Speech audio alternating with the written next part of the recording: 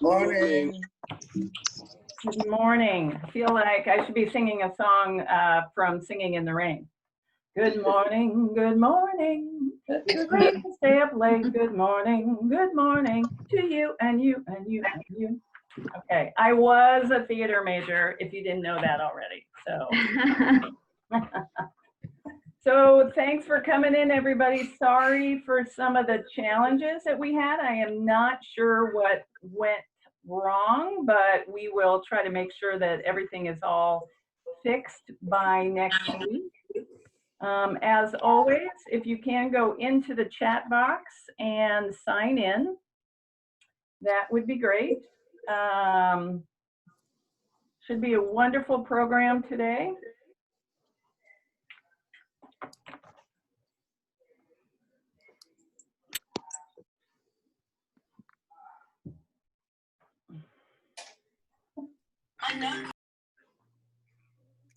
All right, our numbers are moving up. Good morning, everybody. Thanks for joining us today. My partner in crime, Devin, is out today, so I have a new partner in crime, which is John Colshaw. He is helping me out with some of the back-end work of managing a Zoom meeting.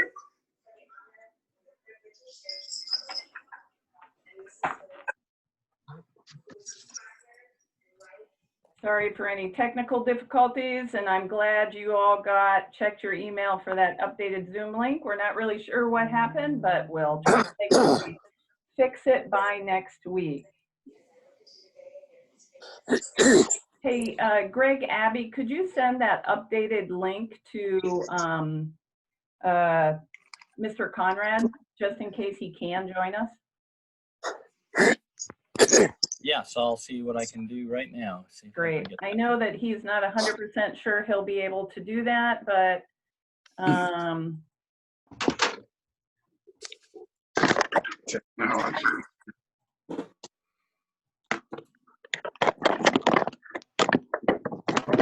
so good morning, everybody. If you could please go in and make sure that you sign in through the chat message. Sorry for any difficulty this morning. We had for some reason, things changed with our Zoom password, etc. But I'm glad you checked your email. I'm glad that you were able to get logged in.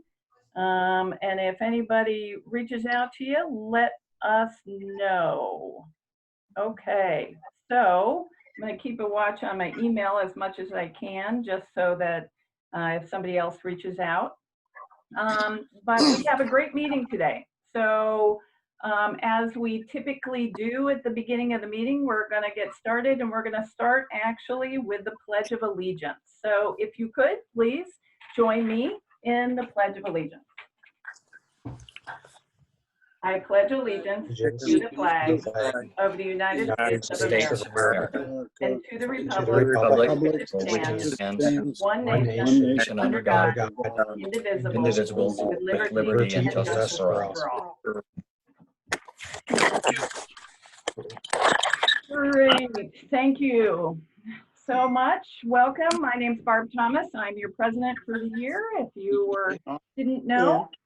For any of those of you that are kind of new to our meetings, we ask that you open up the chat button, which you'll find at the bottom, and that you put your name into the chat. If you're a visiting Rotarian from another club, please write the club you're from. In addition, if you are a guest, please make sure that you write your name. We welcome you and who you are a guest of. At the bottom of the screen, you'll also see a button that's called Participants. And if you click on that button, that will open up a new box. In that Participant button, you should see a button to raise your hand. And we will use that feature at various points in time through this meeting for different announcements, for questions, for our speakers, different things like that. So again, chat box at the bottom to sign in, participant button to raise your hand, and then in addition, at the upper right on your screen, if you're on a computer, if you're on an iPad, it may be across the top. I'm not sure, it might even be on the bottom, but there is a button that would say speaker view, or it will also say gallery view. So if you choose gallery view, you will see a whole bunch of individual little thumbnails, pictures of your fellow Rotarians. But if you choose speaker view, you will see a larger image of your speaker. And as we get into announcements, as we get into our speaker, I highly recommend that you use speaker view. So what we'll do first is that we will actually do introductions. So if we have any visitors or if we have any visiting Rotarians, could you please raise your hand in the participant button area so that we can call on you? So I see we have one, which is Deb Dunkhouse. Deb, would you like to say hello? Yes, hi everybody. Deb Duncase from Iowa City AM Club. Great, thank you, Deb. In addition, Mike Barnhart is here. Mike?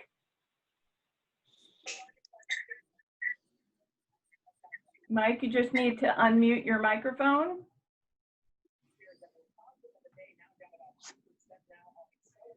All right, so we can't get to Mike, but how about Amy Nicholson? I do see a visiting Rotarian here. Hi, it's great to be here. I'm Amy Nicholson from the Iowa City AM Club. Great. And then do we have any other guests that would like to be introduced? Going once? Going once? Mike Barnhart? Yeah, this is Mike Barnhart. I inadvertently raised my hand. I am not a guest. I apologize. That's okay, Mike. I thought you were like a pretty new member, but that's okay. We want to welcome you again to our club. So welcome. Thank you for the double welcome. I appreciate it. That's great. All right. So we are going to move on to Rotary related announcements. And I know that we do have a couple of them. First, I'm going to call on Deb Duncase because she has an announcement that she would like to share that I think you'll find of interest. Deb? Thanks so much, Barb. So I'm here to tell you today a little bit about a new nonprofit in town. Not that Iowa City, Johnson County area needs more nonprofits, but actually I think in this case we do. So Open Heartland is fairly new, been in existence only about 15 months. Our mission is to celebrate the richness and strength of this incredibly diverse community and foster inclusivity, build relationships, and reaffirm our shared humanity. So in year one last year, we primarily worked with the 5 of the local immigrant populated mobile home communities. And we did things like just playing with the kids, and we did back to school events. Once COVID hit, we found the need was much greater. So we have now, for the past, since about, early March, we have been assisting families with rent, and these are undocumented families who don't get any support from the government. So we've helped about 60 individuals. We've served almost 1,200 bags of food, almost 200 bags of hygienic products. This week, thanks to Hills Bank, who donated 2,200 ears of sweet corn. That's a lot of sweet corn. We distributed that to the families in the mobile home parks, as well as working with Grow Johnson County, distributing produce every week. And this week, we're having our back to school event. So last year, we helped 90 kids with backpacks and school supplies. This year, we're right at 170. So you can see that the need is great.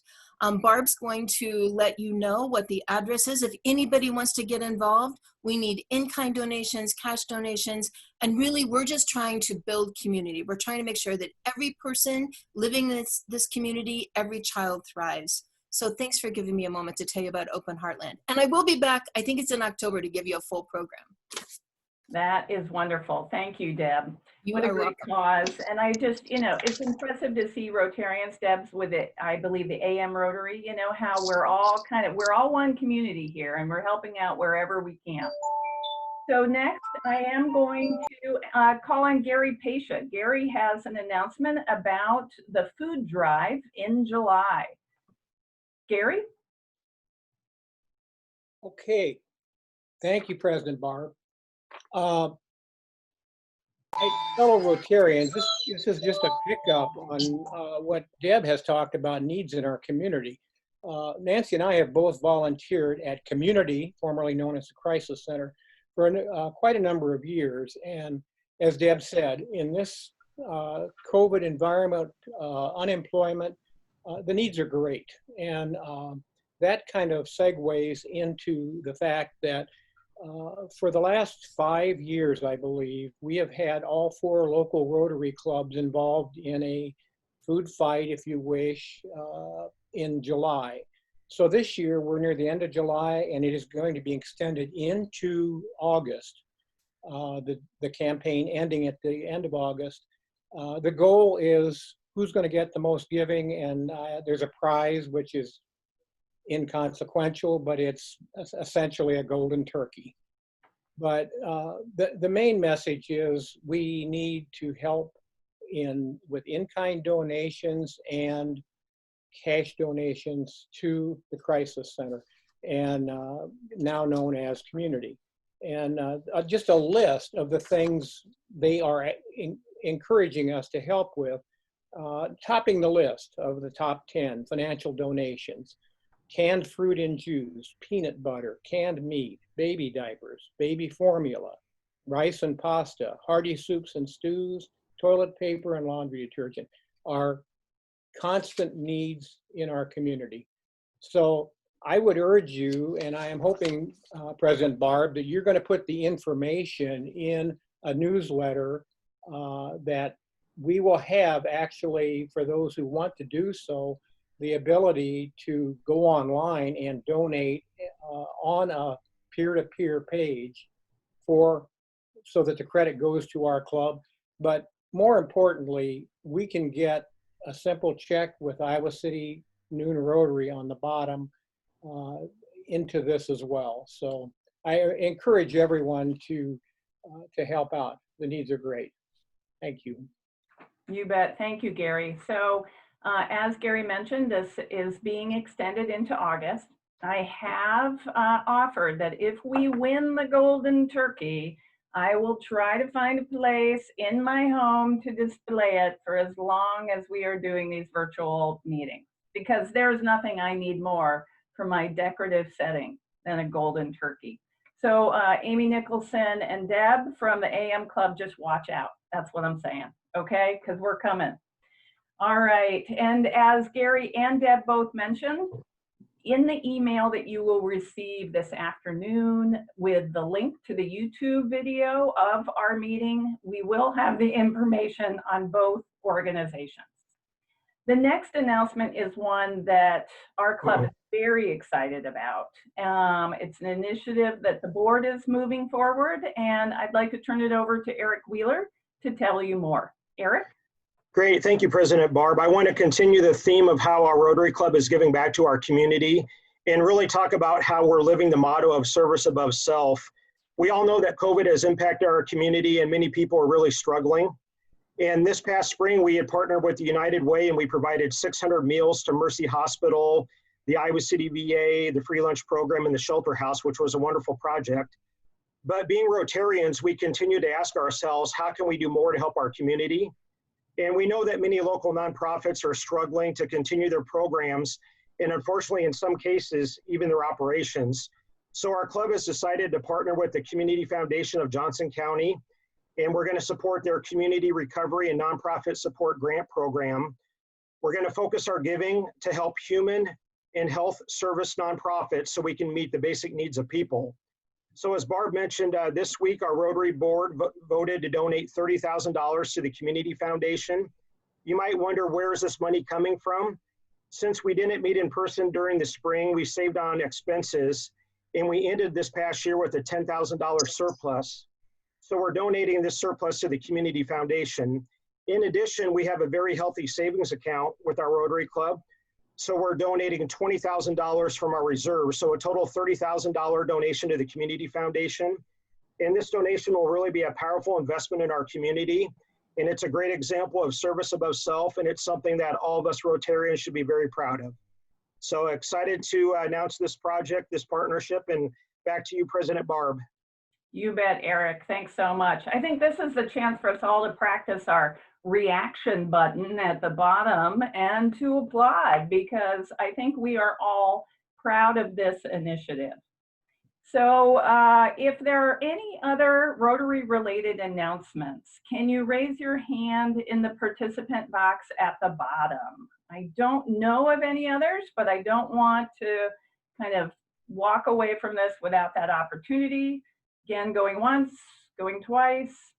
Okay, we are gonna move on. Now today we did hope to have a goat rider, our first virtual goat rider. Unfortunately, our participant has had to cancel and it has been rescheduled for August 13th. So come back then so that you can see how we're gonna manage goat rides in a virtual setting. But we do have a very special guest. So as you all know, Jim Connard, our past president, established a new tradition in our club once we went into virtual meetings. And it was the Rotary moment of gratitude and positivity. And I received a letter this past week, and I think this is going to be one of our absolute best Rotary moments.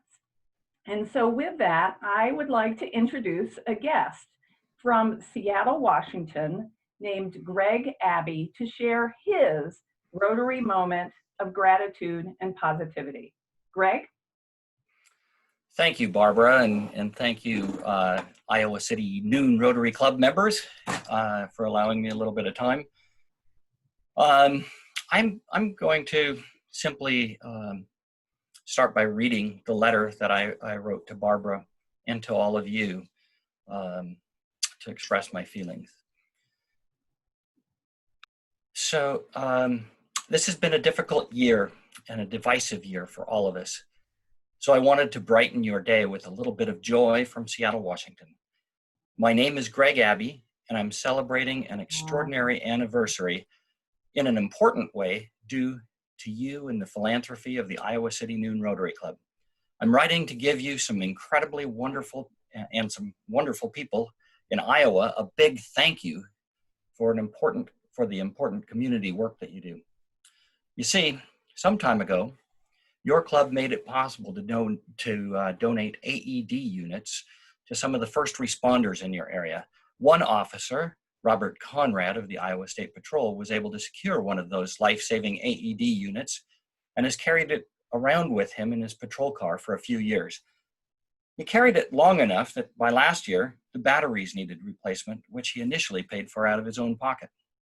Last year, I flew out from Seattle to meet a friend from Kansas City, and I was having the time of my life riding in that massive bike event, bike ride, rolling party that you call the RAGBRAI out there.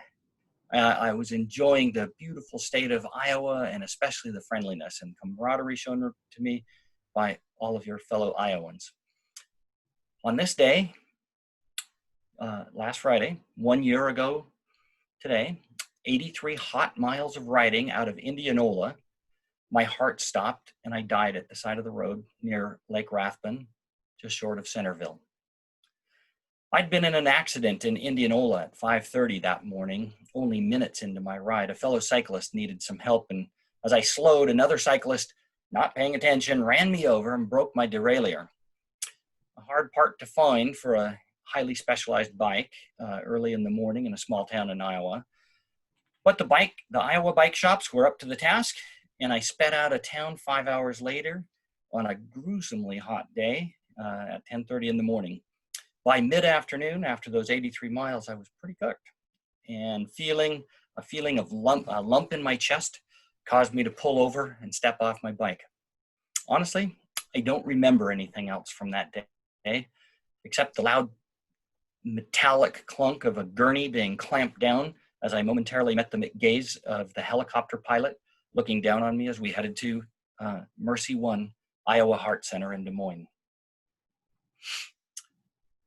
What I missed after everything went blank was a gift of extraordinary luck or providence. 2 EMTs from the Johnson Grimes Fire Department, brothers Ty and Ryan Wheeler, just happened to be riding their bikes a few hundred yards behind me. I might have even passed them earlier.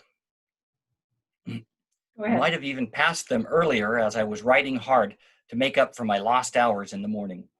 what a stroke of luck to have had a pair of EMTs moments away just as you have a heart attack. 15 minutes of CPR later, I'm told, Officer Robert Conrad of the Iowa State Patrol, who was providing safety to riders down the road, arrived at the scene. What another stroke of luck that an officer with an AED and new batteries nearby just as you have a heart attack. It took 3 shocks from the paddles to get my heart restarted and return me to this world. The Wheeler brothers, Officer Conrad, his partner, and your AED device saved my life that day.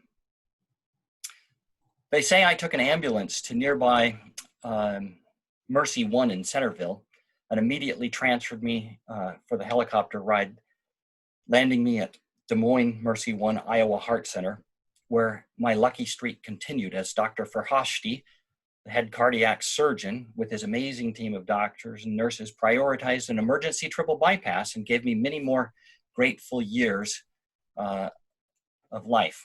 As I lay in the hospital in quite some pain, I was visited by the 2 Iowa patrolmen, Sergeant, now Lieutenant, Nathan Ludwig and Robert Conrad, who shared the story of how Conrad acquired one of the only a very few AEDs carried by the State Patrol, and this was provided by your Rotary Club. These have not been issued to troopers in your state, so what a stroke of luck it is that one of the only officers in the state who carried his own AED, who bought a new battery for it, was the man at my side. I want to let you know that I'm in really great health now. I've ridden my bike a couple of thousand miles already this year. I'm enjoying my work, my family, and my grandchildren. I was even preparing to ride in this year's Ragbri, where I hope to bring you my thanks in person. Let's hope that we'll have a healthy next year.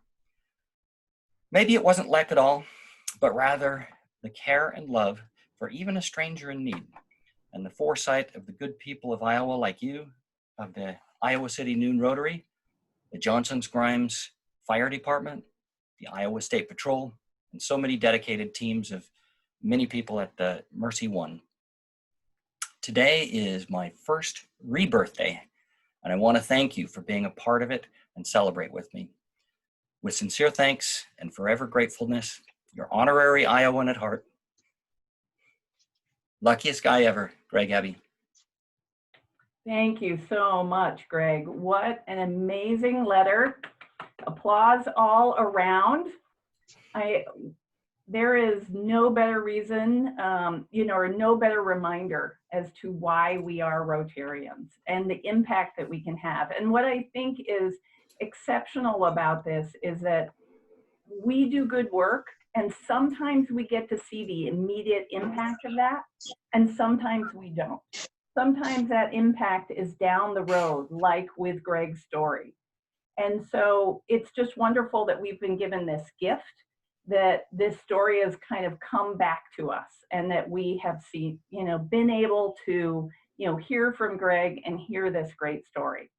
So Greg, I want to invite you that at any point in time you're on Ragbri or you happen to be in the state of Iowa, you need to come to Iowa City on a Thursday at noon. You will be our guest. We would love to have you kind of, again, tell us your story. It would mean the world to us. You're an honorary Iowa City Noon Rotarian. So, Woo! I'll also take tickets to watch your football team if we ever play football again. Oh, okay.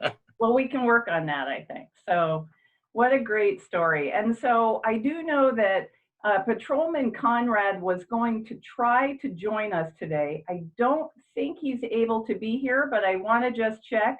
Patrolman Conrad, if you're on this call, can you kind of unmute your microphone and say hello? I don't think he is. Oh, there's a picture. Get it there. There is Greg with the 2 officers. What a benefit, and how, Sorry, that doesn't show up very well. What a lovely, great chance that this all happened.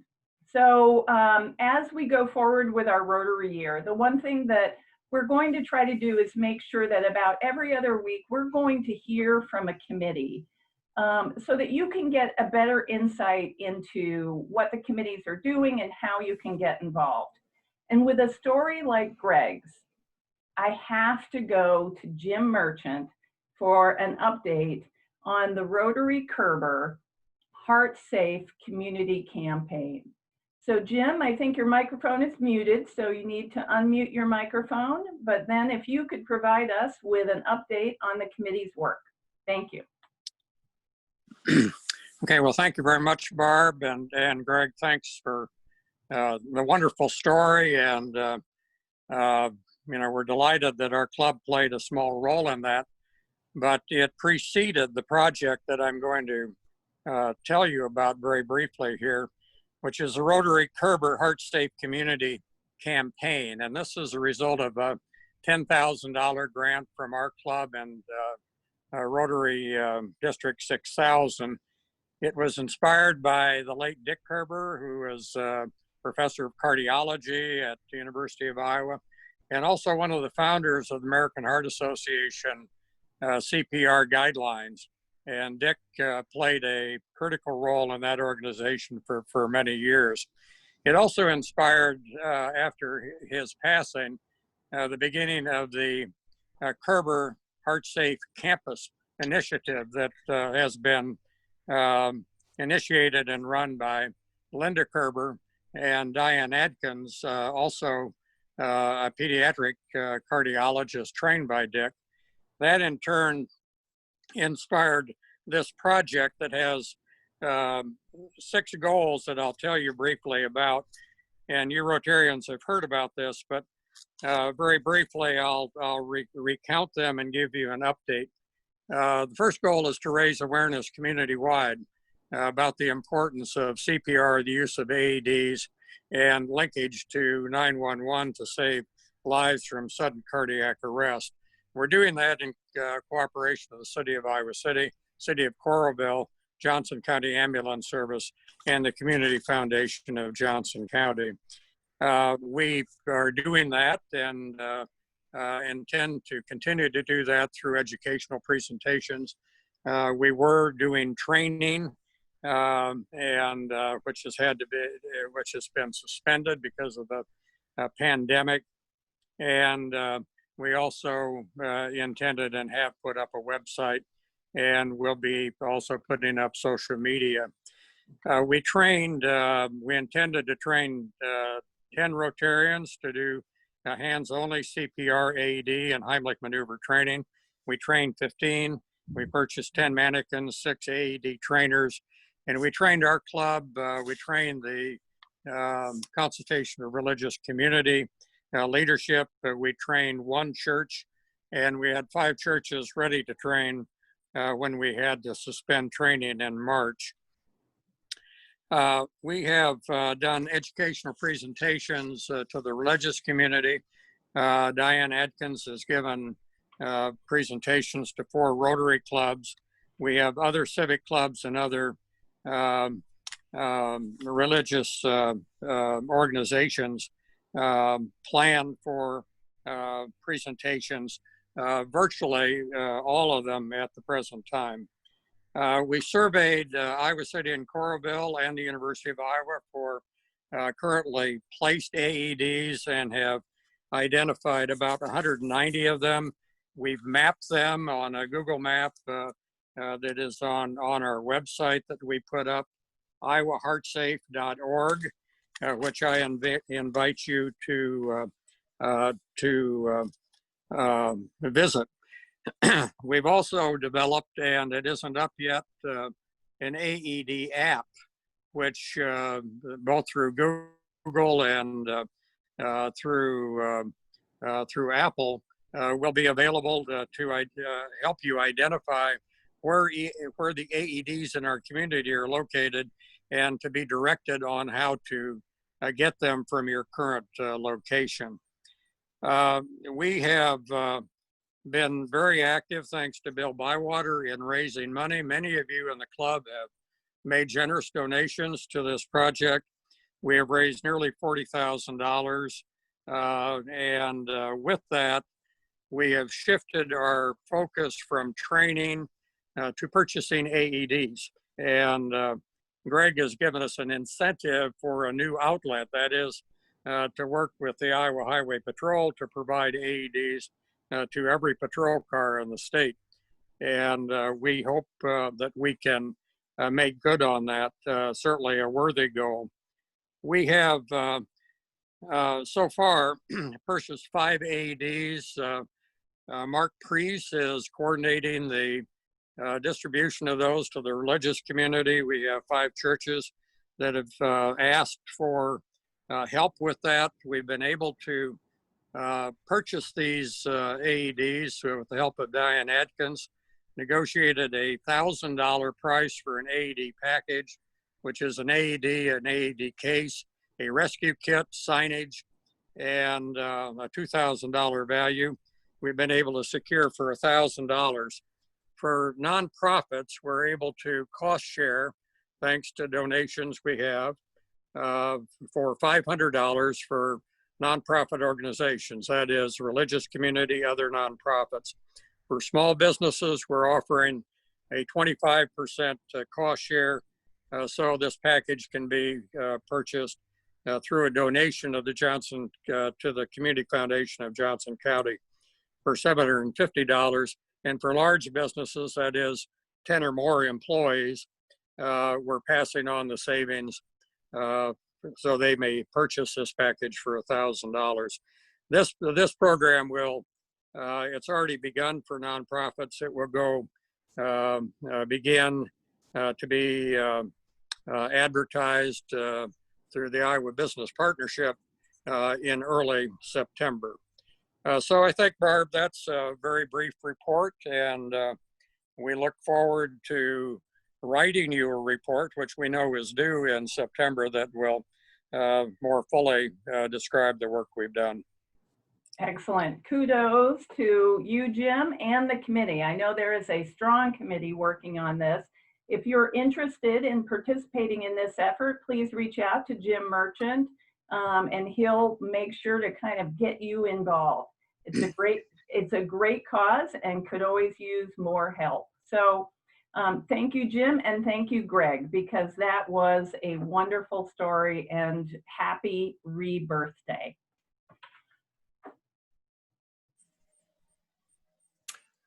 I thank you all for giving me a few minutes here, and especially for being a part of saving my life. My family sure appreciates you all.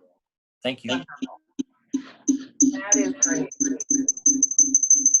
So with that, we're going to move on to today's program. It's my honor to introduce our first speaker, David Hensley.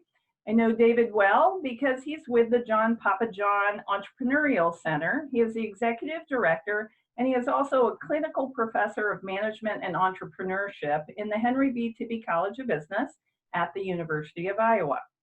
David provides strategic leadership for entrepreneurship activities across the UI campus, teaches at both the undergraduate and graduate levels, and is actively engaged in providing business and technology commercialization consulting services to UI students, faculty, and community entrepreneurs. Outside of his university activities, David has over 30 years experience in business, consulting, and strategic management. He has provided startup and management consulting services to several companies throughout the Midwest, and he also serves on several university and community entrepreneurship, venture financing, and economic development boards. David is the president of his own company and has been involved in several Iowa startups. He earned his BS degree in economics and political science from the University of Iowa and holds an MBA in finance from the University of Missouri, Kansas City. And with that, I will turn it over to David Hensley. David? Thanks, Barb.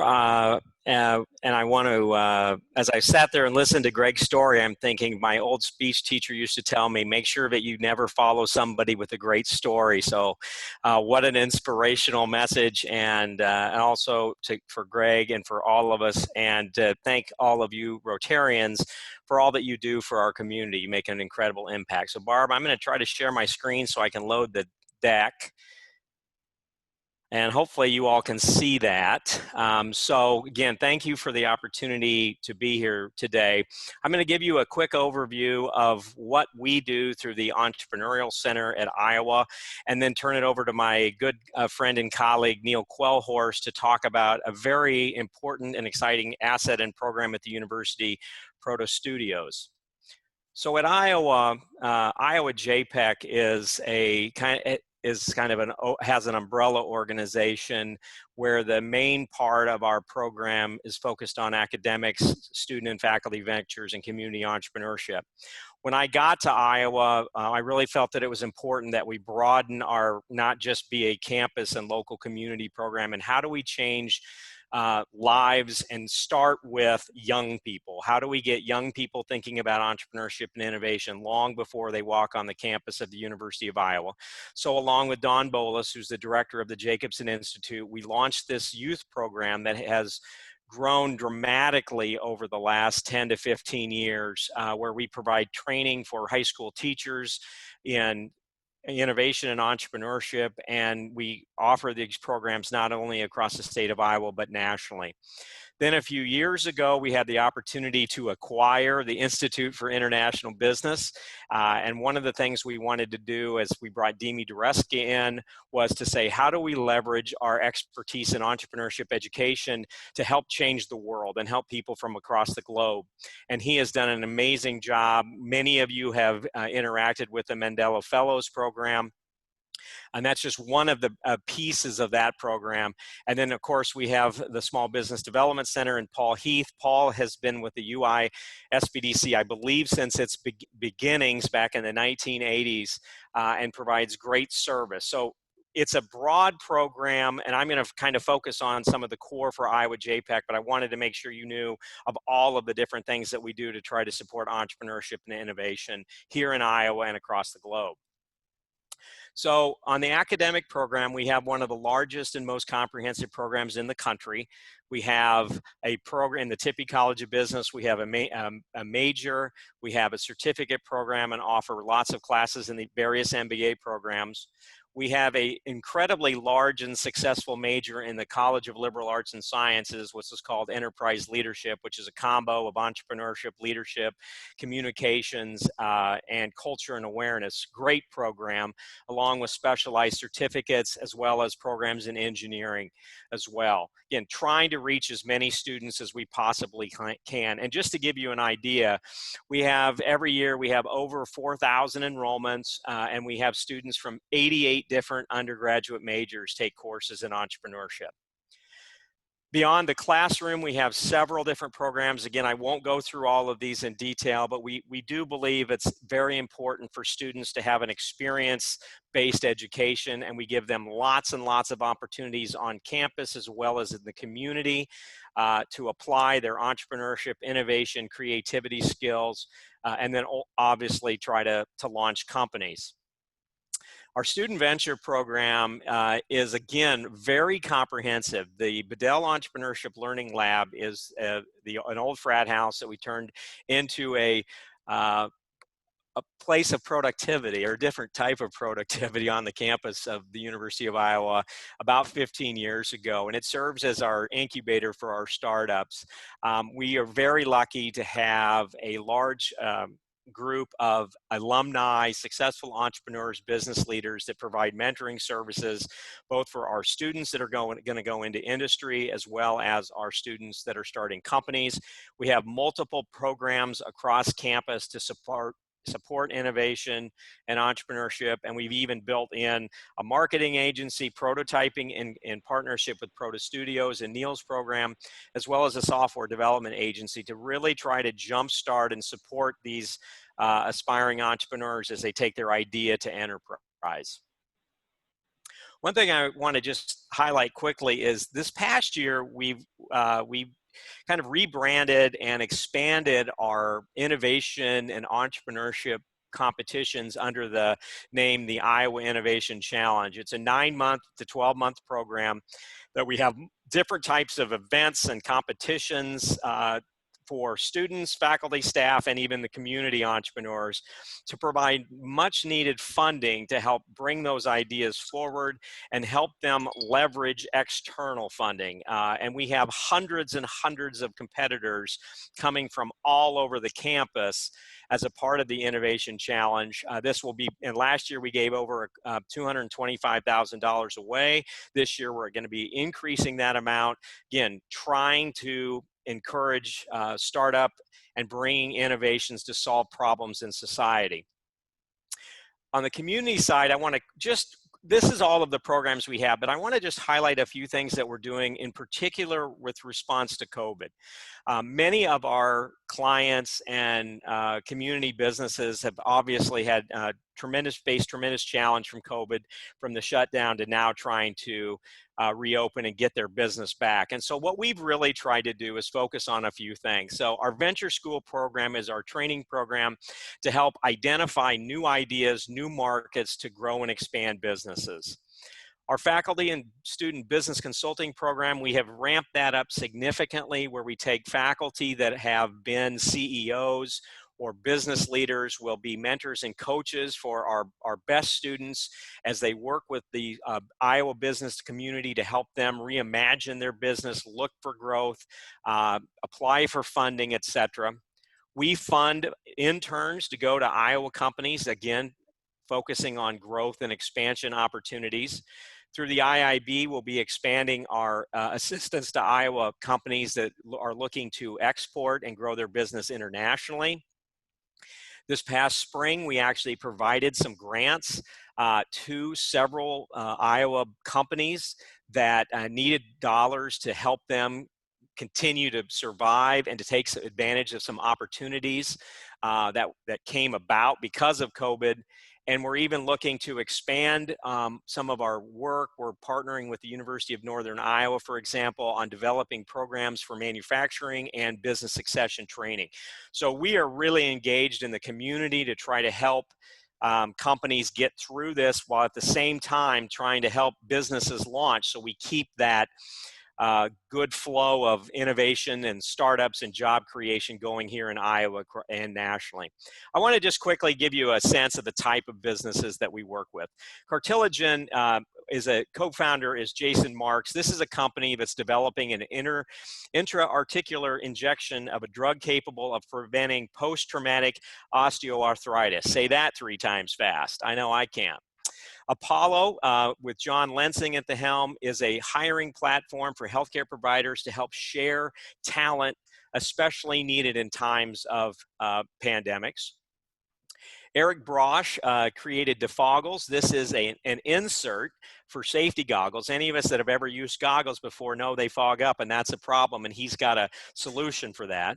Many of you know of Erica Cole, who created No Limits, and that company creates affordable and customizable 3D printed prosthesis covers. We have Peak 3 Digital, which was formed by Andrew Austin and Nate Elsner. It's a comprehensive website design and digital marketing service business. These students are making more money, or they will leave Iowa with a large amount of money in their bank account versus most college students that are leaving with large debt. They've done quite well. Smart Scripts, a community-based business led by Todd Thompson, delivers prescriptions, vitamins, and supplements in a safe and convenient, accurate system. Rantizo, with the founder Michael Ott, they have custom applicators with the platforms and a combination of autonomous hardware and software, focusing in the ag and business application industries. Dekai, leader Russell Karim, they've developed a premium marketplace for B2B service connecting textile manufacturers in Southeast Asia with designers. And Spico, Anthony Pham and Nico Aguilar, who have developed software to train people to become accomplished public speakers. So that's the kind of types of businesses that we deal with and we help support in a myriad of our programs. It's a really exciting program. I'm thrilled to be a part of it. We've got an outstanding team. One of our big challenges on the campus of the University of Iowa was, how do we get physical products made to go from just the idea and a drawing to a physical product that we can start testing and showing to investors. And Protostudios was created a few years ago and has been an incredible asset to the university's economic development toolkit, and has made a big impact not only here but in the state of Iowa. And so I'd like to turn it over to Neil Quellhorst. Barb, I don't know if you're going to do a quick intro of Neil. Of course, everybody knows Neil, so he doesn't need an introduction for himself. But I want Neil to share a little bit about Protostudios. Okay, thank you very much, David. Can everybody hear me? I keep getting messages that's muting me spontaneously. Can you hear me? Oh, you're good. Okay, good. All right, so Protostudios, like David said, was started about 4 years ago with a grant from the Iowa Economic Development Authority.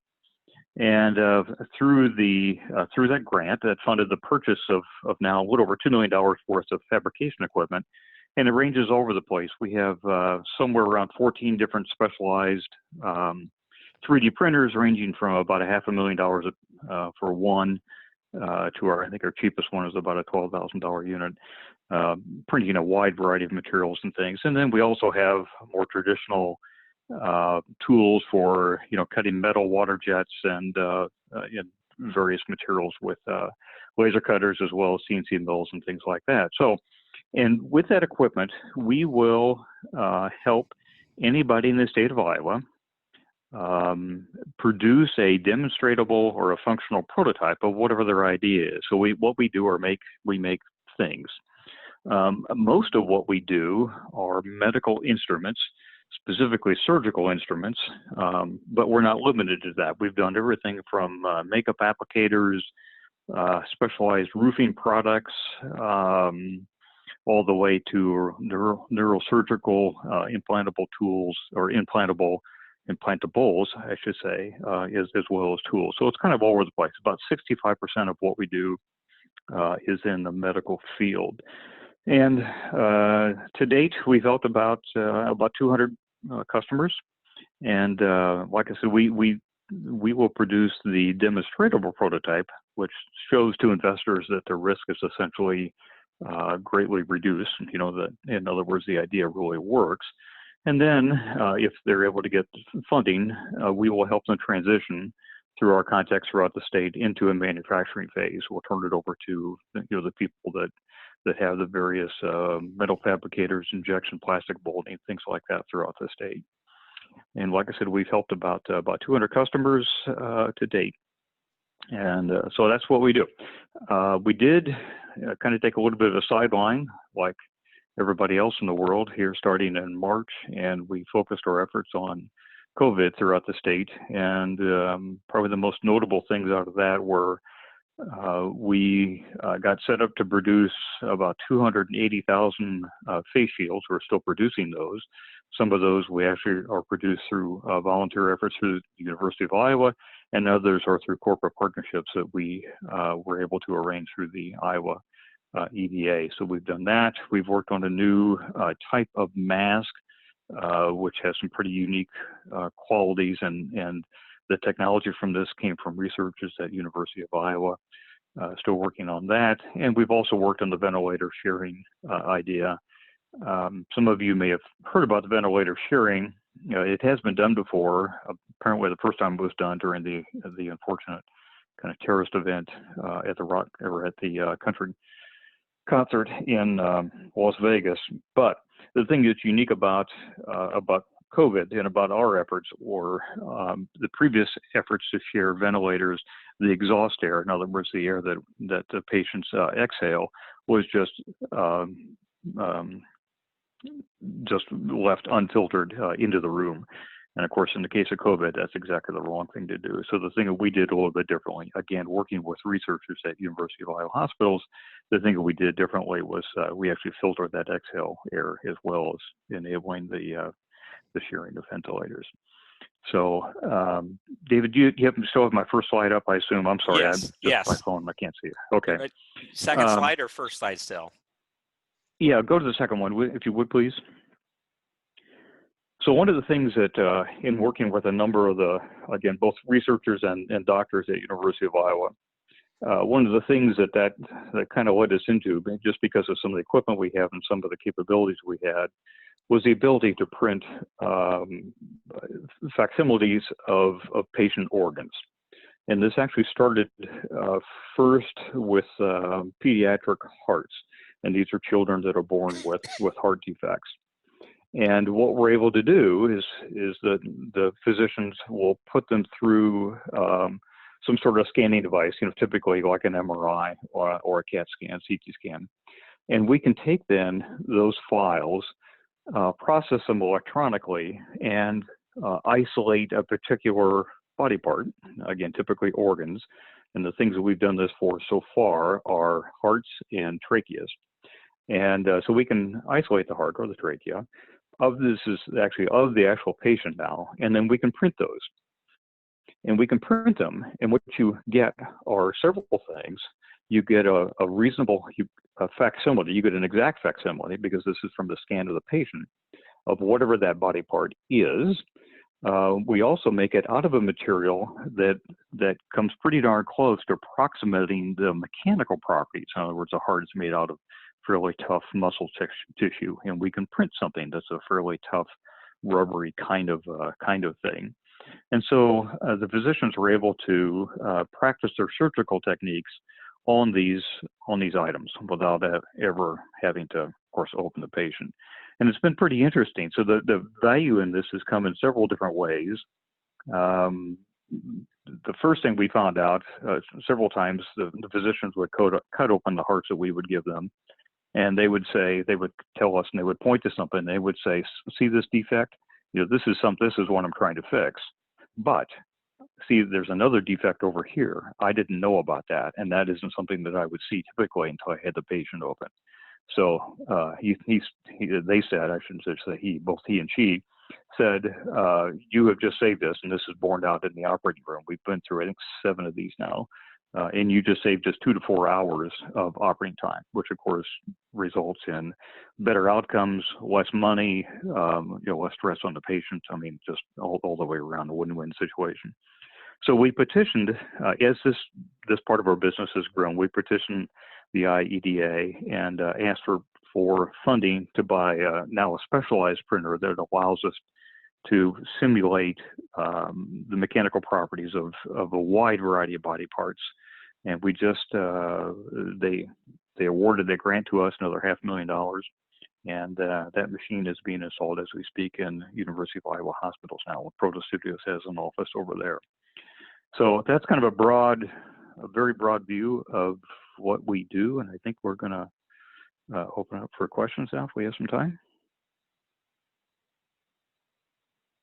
Yes, we do. We probably have time for just really about one question. If there's somebody that would like to raise their hand in the participant box, and then if so, I can call on them.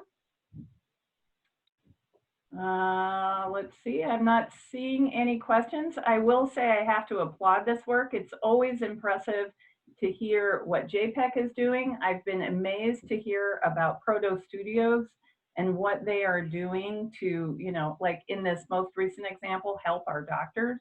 It's really quite an accomplishment. I myself do have a face shield from Protostudios, which I will say I actually like quite a bit. So if there are no other questions, then I want to thank both you, David, and Neil, for your time today and for sharing your story. I will share information after the meeting with everybody I'll give you the website to JPEC if you'd like to explore a little bit more. David and Neil, we wanted to let you know that in appreciation of your time today, our club will actually make a $10 donation to Rotary International's Polio Plus program. And all donations to the Rotary program for polio are actually matched 2 to 1 by the Bill and Melinda Gates Foundation. And that $30, which will be donated in your names, will actually provide 70 vaccinations for people around the world. And we are this close to stopping polio. So again, thank you for your time. I do want to apologize to everybody. I know that we had some technical difficulty at the beginning of the meeting. Please watch for an email. I will actually probably set up a brand new meeting for us through the course of August. So watch for that information so that we can make sure that next week you're able to get into our meeting just as easy as you have been in the past.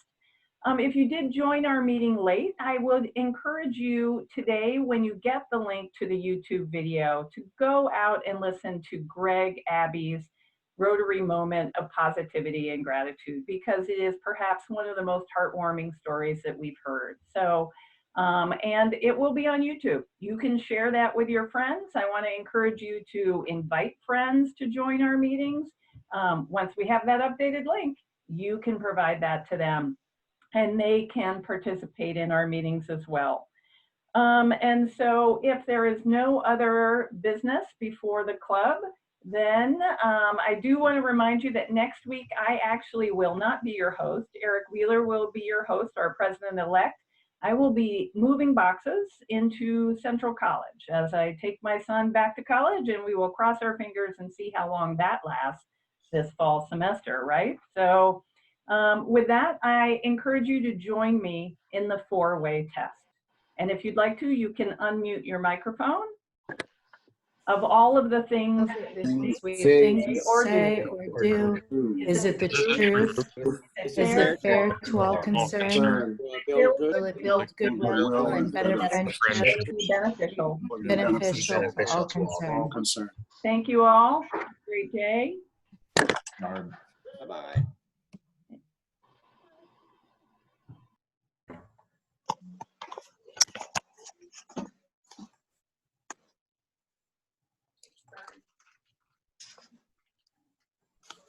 Hey, Christina.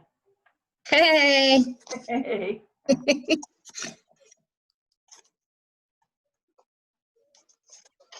Oh, nothing like a little technical difficulty to like.